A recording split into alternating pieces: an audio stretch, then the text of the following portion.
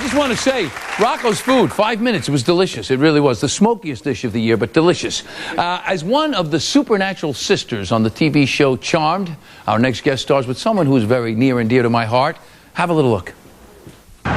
He was not hitting on me. He was too. He was practically drooling on you. Okay, first, I'm married. Secondly, he's a salesman in a woman's shoe store. What are the chances he's not gay? Who cares? Just enjoy. That's our new mantra, right? Still, maybe Paige is right. I don't think this new look is me. I think you look hot. Easy, sis. Don't creep me out. Hey, we're not sisters anymore, remember? We're cousins. Still creepy. Oh, wow. Please welcome Holly Marie Combs.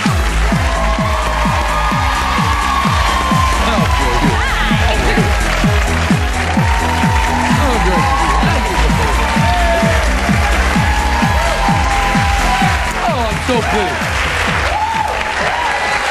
Welcome to the show. I'm so pleased to meet you. I really am. Thank you. I've been, you work with Alyssa. I do. And she, and so I watch the show. I try to watch this. I love this. The different image in the glass there. I know. Well, we died last season, so we kind of had to figure our way out of that. We didn't know if the show was coming back this season, so we kind of had a pseudo season finale, show finale. So we kind of had to dig ourselves out of that. What year are we going into? 8. 8 years. How many did you do? 8 years. Yes. Who's the Boss was 8 years. Was it? Yes. Oh, I might beat you. Yes. Well, I think well, by the way, I have to say, just for Alyssa, of course, to have 2 shows that go 8 years is an incredible thing. And she's kind of in need of a vacation, I think. Is she? How is she? How is she? She's doing great. She's actually in Houston at the Astrodome handing out debit cards to people who are in need. She's a terrific kid. Yeah. She's she works for UNICEF. She works for UNICEF. I mean, she's a very committed young lady. Yeah, it's very important to her to do that kind of stuff with her life. It's important to her happiness. Well, let's talk about you a little bit now. I got a little bit of kale running around in my throat, I think, from the last thing. You guys are busy in here. You all right up there? Everybody okay? A little smoky. So, you have a son. I do. Yeah. Now, I just became a grandfather. I know. Congratulations. Thank you very much. It's the theme of our whole lives. I know. Baby. How old is your son? 16 months. 16 months, yes. And you have a picture. I do. I have a recent picture. He's kind of obsessed with drumsticks lately, so I'm a little nervous. Yeah, because you're going to get drums come with them sometimes. Yeah. Here we go. Oh, yeah, look at that. Oh, my goodness. Oh, my goodness. His name is Finley, right? Yes. Is he talking yet? He's starting to, which is kind of dangerous in my house because we quickly have to reform our language because he's very much a mimic. So I was trying to open a child's toy and they pack these things like they're going to Mars or something. So a half an hour later I'm like, argh! And I uttered something that shouldn't be said in front of him and he said it like that. Yeah. And then, of course, I followed that with another bad word that he said like that. And I was like, oh. They do get you like that. They do. Oh, my. He is gorgeous, though. My goodness.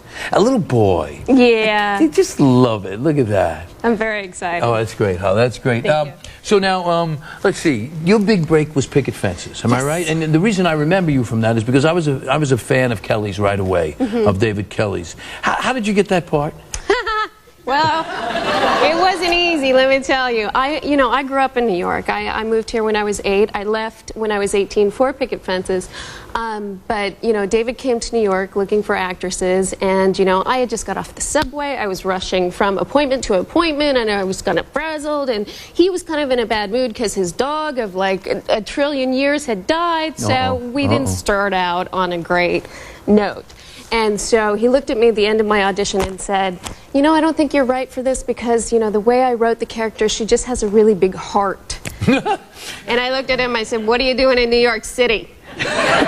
And he was like, well, so we didn't get off to the best start, but then he called me back a couple months later, and because, he couldn't find anybody else, apparently. But you made an impression. You also made an impression, obviously. Yeah, and he said, you should be flattered. And I said, oh, really, why? And he said, because I made the part more like you. And I don't know how exactly he did that with my character. I mean, she became a little more mouthy and a little more sarcastic, so I guess that was what it was. But he is my favorite all time. He's terrific. Yeah. He really is. He had a big night last night, too, as well. on the Emmys. You're here, though, for a special cause. Yes. Tell me about it, please. I'm here because I've kind of partnered with Ortho Women's Health, and it's a company that's running a program that I go and basically talk to young women about being in control of their health and being more comfortable with their doctors, specifically their gynecologists, and you know, making the right decisions for their lifestyle and kind of being in control of their own destiny. I have a daughter just went to college, so I've had some coming for her. I've had some conversations with her. I never thought I was going the things I've had to say. I know. And you come from this from a very interesting point of view. Well, Your mom had you very young. Well, it's similar to you because you had, children at a young age. My mom was actually 16. My father was 18 when they had me. So we had some rough patches. We had some rocky roads where, they were not really equipped to be parents, and it's rough on the kids of teenage my son, I was 19 when my son was born, and I oftentimes say he grew up in spite of me. Yes, my mom says we grew up together, which we kind of did. Speaking of that, here's a picture of them together. As you see, she's awfully cute and blonde, and she... That's something. But it is, don't you think, though, it does make for an interesting relationship, because you do have a sort of... It does, absolutely. But it's kind of why this program's so important to me, because, I don't want anybody to look at that glossy picture of my life and think of it as an endorsement for teenage pregnancy, because it's really not. We had some tough times, and it's worked out, and I've had a little bit of a charmed life so far, and I sent her to college, and it's a very reverse relationship. I know, you're actually putting your mom through college now, right? Yes. Well, she actually finally graduated. Oh, good for her. Congratulations, Mom. Yeah. I mean this. I don't know if you know this, folks. I don't know if you know this, but in this country, 30% of births are out of wedlock. And it goes up from there in different ethnic groups. So you got to really be careful. This is really serious. Yeah. I had a conversation with my daughter. I said, please, I got in trouble in college. Please don't. That's great, because a lot of, daddies wouldn't go there. Yeah, so you have to. Great. I think you need to talk about it. Yeah. So listen, Holly, it's so great to meet you. Thank so you. great for you to come here. I wish you all the luck with, what is it, Ortho?